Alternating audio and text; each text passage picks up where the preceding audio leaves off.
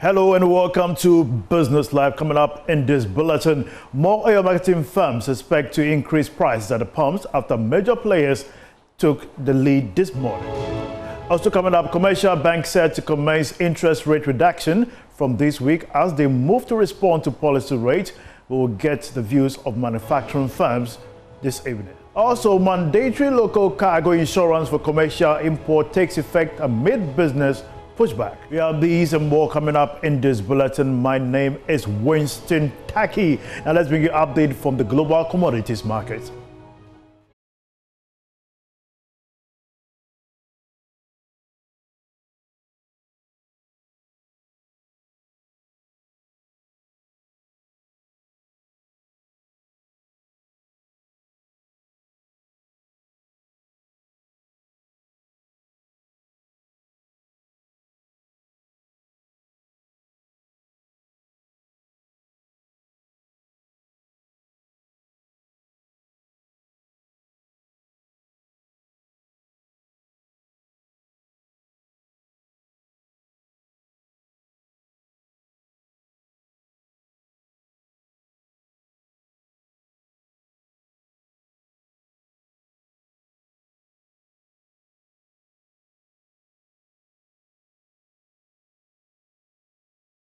This is Business Live, and now to our first business story.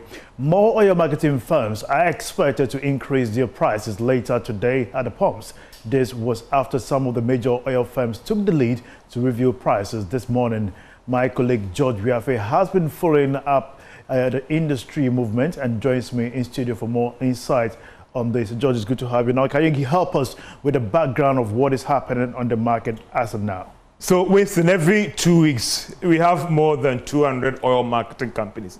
Based on this whole price deregulation policy, they are supposed to review their prices at the pumps based on international dynamics. What a platform called Platts, that is this finished petroleum product, the price codes, and also work out with local industries, and then they code their prices. Now, don't forget that now we have something called the price floor. Yes. And that forms the basis actually for price. Now, NPA is saying that based on an industry recommendation, nobody's supposed to price below that. And they've actually released the outline for this first pricing window in the month of February. When you look at petrol, for instance, it is not supposed to go below 9 cedis 99 pesos. And also that of diesel as well is not supposed to go below 10 cedis 95 pesos. And these oil marketing companies are supposed to work with that one.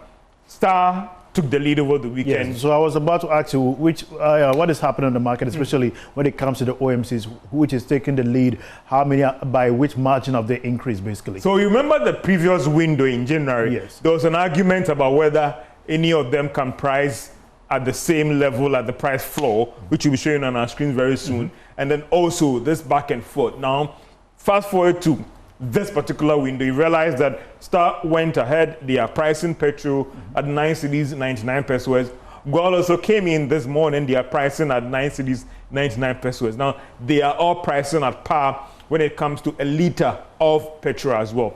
When it looks at diesel, Star stuck to the old price, but it appears that gold has adjusted a little bit. So because some of these major oil firms, they have taken the lead, it appears that the others might follow as well. If you look at other players, they have gone way above the price floor, and even for petrol and diesel as well. And engaging some of these oil marketing companies, they are arguing that it's not likely that they're going to hold prices.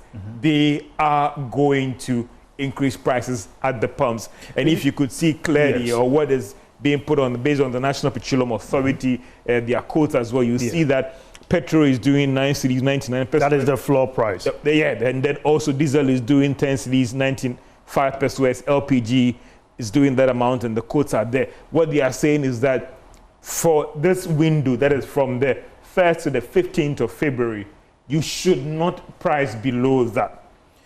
Well, for legal purposes, yes, we can't put the names out. We've done our own market checks. It appears some oil marketing companies are flouting this in terms of pricing way below this floor pricing that we're supposed to be doing. And it appears, I don't know what the National Petroleum Authority will be doing about this. But again, it raises a whole argument about what some have said that, you know, they want to price below this whole thing. Therefore, we don't need this whole floor thing in trying to check prices, Winston. Certainly, they will pay that particular fee charges or sanctions of 5,000 Ghana cedis per day, those who flout. But nonetheless, I want to get from you, what is your outlook for the sector in the coming weeks? It is very difficult. The market is very fluid now in terms of making any projection because you don't know what will happen to crude prices. Last week, it went as far as like $70 a barrel. It's doing back to 65 this morning. I don't know whether it's gone up again. The Ghana cedi is having some challenges. Again, if you look at the Bank of Ghana and its reserves, it has the muzzle to step in and stabilize the cedi. So you don't know what level would the Bank of Ghana want the cedi to depreciate even a little bit. So if the Ghana cedi is not stable and we see prices still going up in the international market, expect another review, prices going up in the next window. If the cedi is able to stabilize a little bit and prices kept at hold, we could see some marginal reduction at the pumps from the 16th of February 2026. Very insightful analysis. Thank you very much, George, for bringing us that insightful information on the oil market. Certainly, when you get to the pumps, you may see some marginal increase in some OMCs. Gold and Star are doing their bit, but we let you see the market reacts up eventually. Now, moving on, commercial banks are expected to start reducing interest rates and loans and other services later this week. This is in response to the policy rate cuts and the announcement of a new Ghana reference rate this Wednesday. The rate currently stands at 15.68% and will be going down anytime soon. So what are the expectations of the business ahead of this review? Now let's get on Zoom and speak to the Chief Executive of the Association of Ghana Industry, Sir Chum Akwaba. It's good to have you here on Business Live, sir. Thank you, and good to have you also. Great. Now let's backtrack a little bit and get your views on the recent policy rate announcement by the Bank of Ghana. What do you make of the rate cut? I think it's in order because we've all been monitoring the macroeconomic environment and the indicators are all pointing to a positive end. And therefore, we're indeed expecting that the policy rate will drop. And indeed, it dropped. And it dropped significantly from about 18 to 15.5%. And that for us was positive. So we welcome it, and we think that it should have the necessary impact that we all expect to have. Great. Now, are you looking forward to some significant cuts in the policy and the reference rate this week? Yes, I think that the expectation and the projection for the reference rate to come down to about 15.68 or so is also in the right direction. Indeed, we are expecting that to be so. We want it to drop because it's a major point of reference and a benchmark for the banks to fix their lending rates. And when the policy rate drops, we actually expect the interest rate to also drop, even not in a proportionate manner, at least significantly. We expect it to drop. And if you look at the data, clearly as at the end of 2024, December 2024, inflation was around 23%. And policy rate, was about, 27%. No, sorry, inflation was around 23%. Interest rate was hovering around 30-something%. Policy rate was around 27%. Now it's dropped significantly. End of December, we were having inflation around 5.4%, and now we have policy rate dropping to 15.5%. So we expect the reference rate, the Ghana reference rate, to drop, so that it also further drives down the lending rates. So it is indeed expected that the reference rate will drop, and the lending rate must also consistently drop as expected. Great. Now, what is the current situation when it comes to access to credit? Has it gotten any better? Well, I don't have the data, but generally speaking, improvement in the lending rates leads to significant improvement in access to credit. Because when the lending rate is high, even if the funds are available, businesses are reluctant to borrow. Because you borrow to kill yourself, you are virtually working for the bank if the interest rate is so high. And therefore, whenever we see improvement in the lending rate, there must definitely be improvement in the borrowing rate as well. But of course, there are other factors that come to play. The market condition, the demand situation for businesses and goods are also very important. So all this must come into play. I think generally speaking, when we see improvement in the macroeconomic environment, lending to businesses improves, and especially when the lending rate is lower, people can then be in a better position to borrow more. So we expect all this to happen, and we are always concerned, and AGR, we always complain when policy rate is dropped and you don't see the corresponding drop in lending rates. But as we have had a whole year of macroeconomic stability, a whole year of consistent drop in policy rates, and then reference rates also dropping, we have no choice than to be dropping the lending rates. I must admit that it's dropped a little bit. I mean, latter part of 2024, we were seeing around 17% in the lending rate. Today, we are talking about 24, 25, which means that it has dropped. But we still expect further drop. And it's in the interest of businesses, and not just businesses, the whole economy, that if you have the lending rate dropping, people can borrow more, expand, do more business, and create jobs for our people. So it's in the interest of everybody to see improvement in the macroeconomic environment. And we shouldn't see it only in one or two indicators. It must cut across. Once we have all these macro environment variables improving, then we must see significant improvement.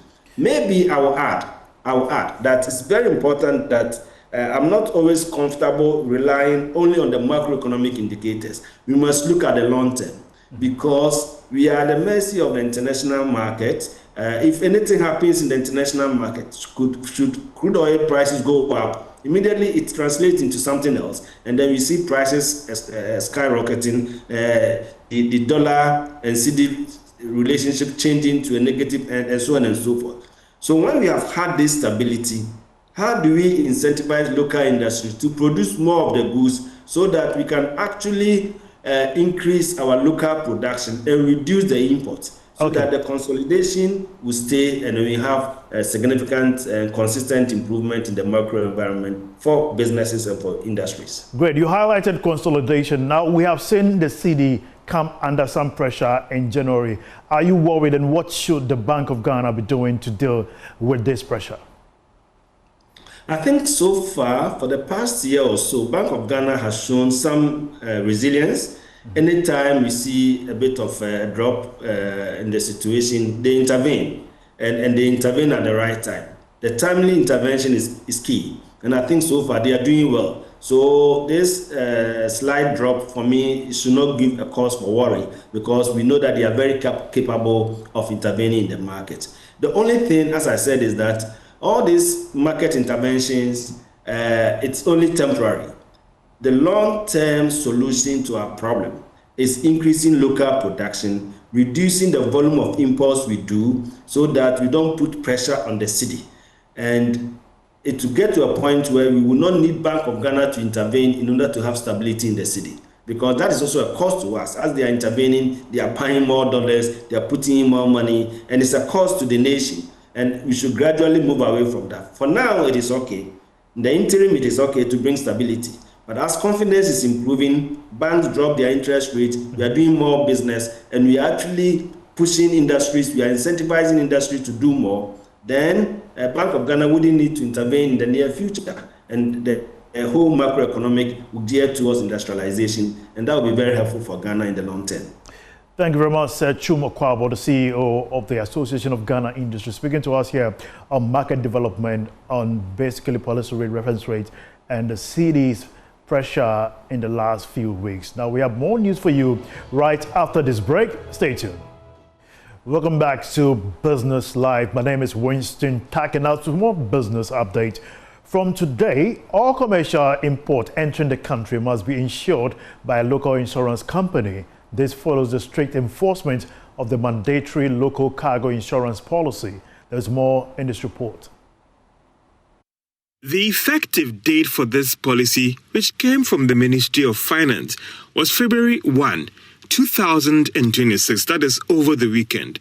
However, enforcement is from today. The ministry has already directed the Bank of Ghana and the Ghana Revenue Authority to strictly enforce this directive.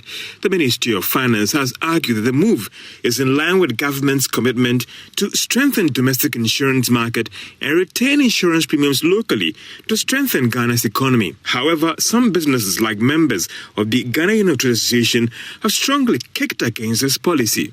It is not clear for now whether the government may later take some steps to review aspects of this policy in the coming days.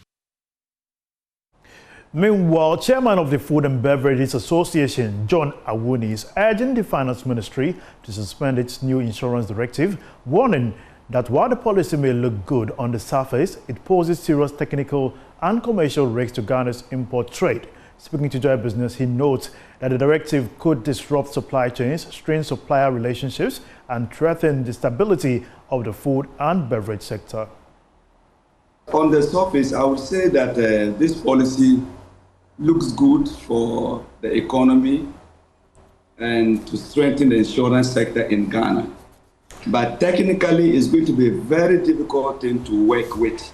And it is required that the finance minister call this thing back, let them suspend it, and engage stakeholders so that they will be able to understand the technicalities of enforcing and implementing this particular directive.